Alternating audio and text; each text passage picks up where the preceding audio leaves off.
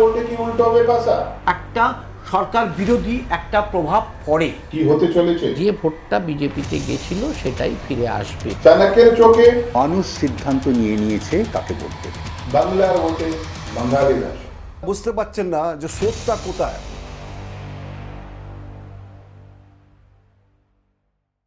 আমাদের সামনে আজকে রয়েছেন কল্পনা প্রধান, যিনি আন্তর্জাতিক একজন খ্যাতি সম্পন্ন সাংবাদিক বললে ভুল হবে। তিনি লেখিকা, সাংবাদিক, প্রবন্ধকার।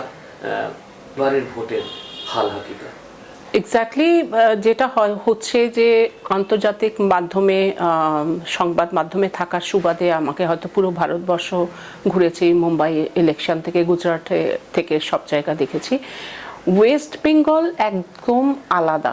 আমার মনে হয় যে আমাদের ওয়েস্ট বেঙ্গলের মানুষ ভোট নিয়ে যথেষ্ট অ্যাওয়ার। তারা কাকে ভোট দেবে তারা খুব ভালো জানে। ডেফিনেটলি আপনি যে শব্দটা বললেন যে অ্যাসিড টেস্ট, এইটা বলতে পারেন, কারণ এবারে নতুন যে জিনিসটা দেখছি দ্যাট ইজ এসআইআর।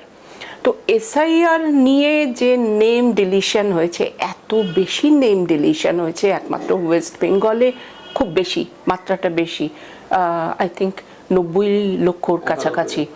তার মধ্যে আপনি যদি দেখেন যে 61 লাখ শুধু মহিলা। তো এই ব্যাপারটা কিন্তু প্রত্যেকটা মানুষকে একটা ধাক্কা দিয়েছে এখানে। আমি বলছি একটা পরিবার, যেরকম ধরুন বীরভূমে একটা পরিবারের সঙ্গে আমি যখন কথা বলছি তখন সে বলছে যে তার বোনের আছে, দাদার নেই।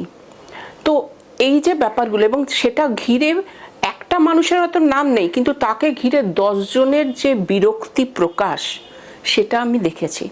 সবচেয়ে বড় কথা, অনেকের নাম, যে 61 লক্ষ নাম তো নেই, মহিলা প্রায় মহিলাদের বাদ গেছে, আর 90 লক্ষ ধরুন ওইভাবে পুরো টোটাল বাদ গেছে। তো এই ব্যাপারগুলো না খুব জটিল ব্যাপার। যে মানুষটা যে মানুষ হয়তো, আমি বলছি না বিজেপিকে দিত বা সিপিএমকে দিত বা টিএমসিকে দিত, এইবার তারা না অনেকে নিজেদের ভোট দেওয়া থেকেও কিন্তু বলছে ভোটই দিতে যাব না। হয়তো তার পরিবারে দুজন দিতে পারছে না, 3 জনের নাম আছে, তারা বলছে যে ভোট দেব কেন, আমার পরিবারের লোকের নাম নেই।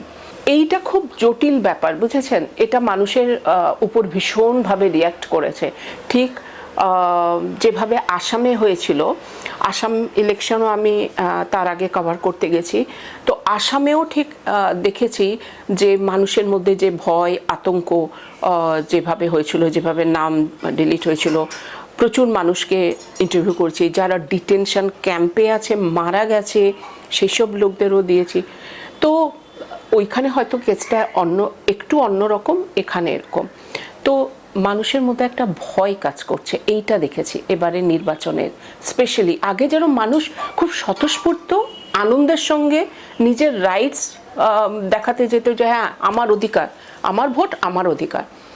এইবারে একটু ভয় আছে। পলিটিক্যাল একটা ক্লাসে সবসময় আছে, কেন জানেন? আমাদের মানসিকতা হচ্ছে, বাংলার মানুষের মানসিকতা আছে প্রতিবাদী মানসিকতা, অন্য জায়গায় যেটা আপনি এত পাবেন না। অ্যান্টি ইনকামবেন্সি তো ছিলই, অর্থাৎ এত আসন পেয়ে যেটা দলকেও 64 জন সিটিং এমএলএ কে বাদ দিতে হয়েছে তৃণমূল কংগ্রেসের। আবার তারাই বলছে যে বিজেপি তারা আমাদের উন্নয়নের কাজ করতে দেয়নি, আমাদের প্রাপ্য বকেয়া দেয়নি বা কিছু, এগুলোর কথাও তারা বলছে। আপনার কি মনে হয় এগুলো ভোটকে কতখানি প্রভাবিত করবে? ডেফিনেটলি প্রভাবিত করবে, সবটাই আছে।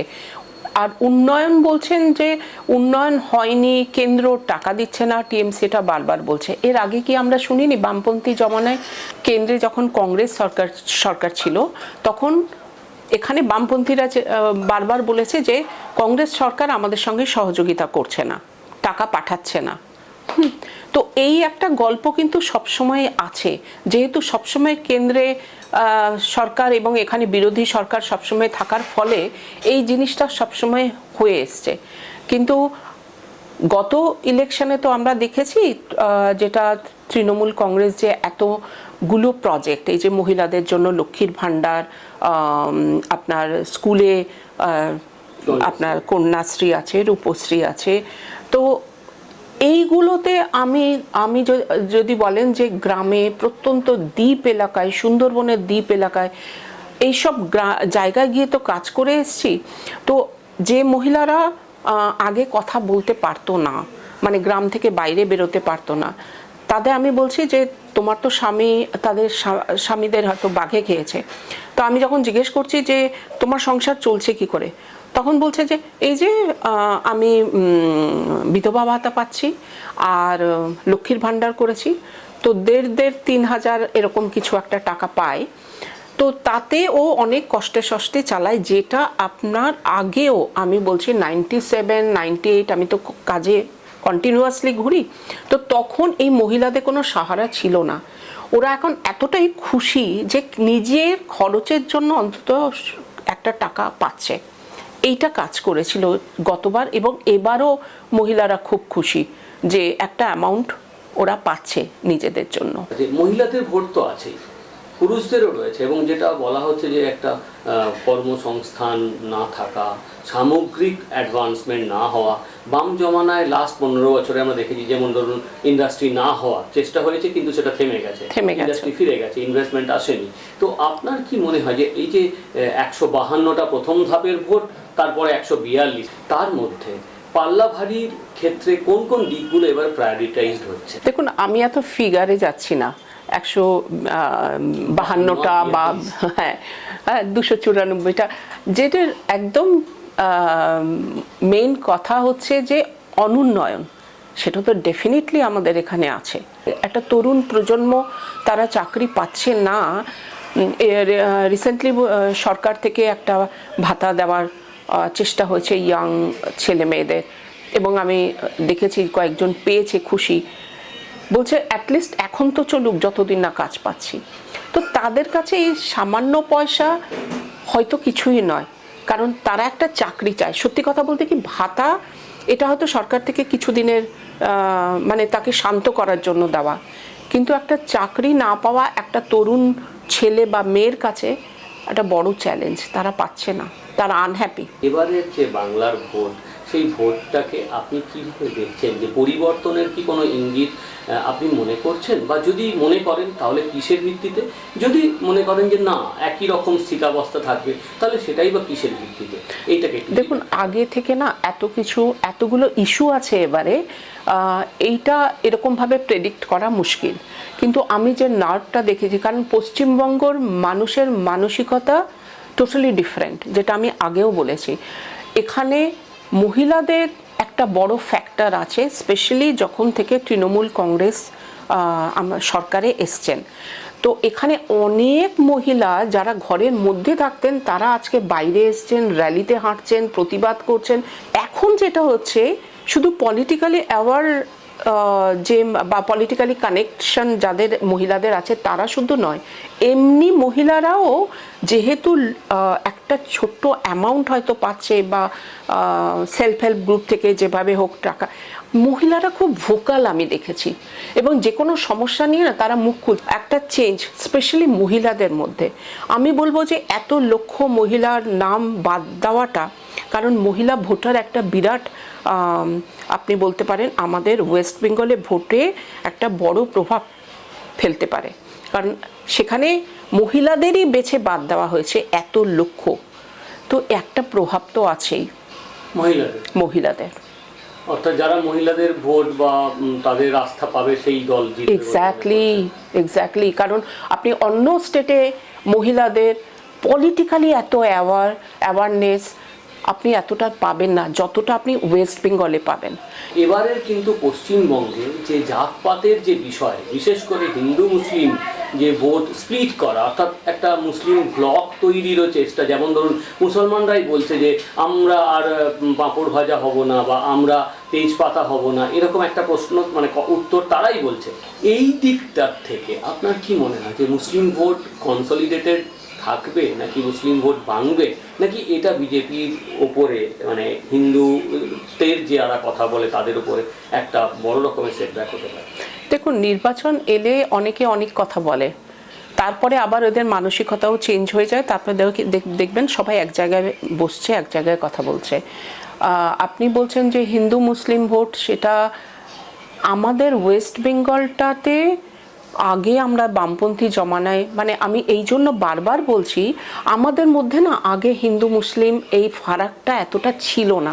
তৃণমূল কংগ্রেস এবং বিজেপি দুজনেই এই যে ধর্ম নিয়ে রাজনীতিটা শুরু করলো, হয়তো বিজেপি করছে বলে তৃণমূলকেও করতে হবে, বেশি মন্দির করতে হবে, বেশি ধর্ম নিয়ে কথা বলতে হবে। তো আমি কত ধার্মিক সেটা প্রমাণ করার চেষ্টা, এই দুটো দলের মধ্যে একটা প্রতিযোগিতা, সেটা কিন্তু ওয়েস্ট বেঙ্গল মানুষ ভালোভাবে দেখে না।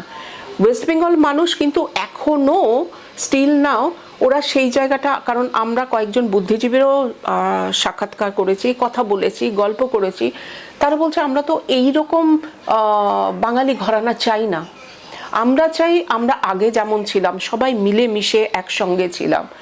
তো এই যে ফারাক, এখন কিন্তু একজন হিন্দু যদি মুসলিমের বাড়িতে যায়, সে ভিতরে ভিতরে একটা প্যানিক কাজ করে যে আমি যাচ্ছি, ঠিক আছে তো। আমি নিজেই খবর করেছি আপনার এত বেশি হচ্ছে না লাভ জিহাদ নিয়ে।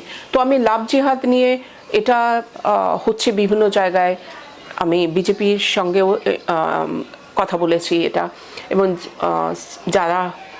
যাদের নামে লিস্ট দেওয়া হয়েছিল, আমরা 100 জনের বোধহয় RSS একটা লিস্ট দিয়েছিল যে এরা লাভ জিহাদের শিকার। তো আমরা সেই স্টুডেন্ট, মুসলিম ছেলেটি এবং মেয়েটি হচ্ছে আপনার হিন্দু ঘরে, তো তাদের ইন্টারভিউ করেছি। তো এইটা বলছি যে এটা আগেও ছিল, এখন একটা দেখা যাচ্ছে হিন্দু মুসলিমের মধ্যে একটা বিরাট পার্থক্য হয়ে যাচ্ছে, যেটা আগে ছিল না।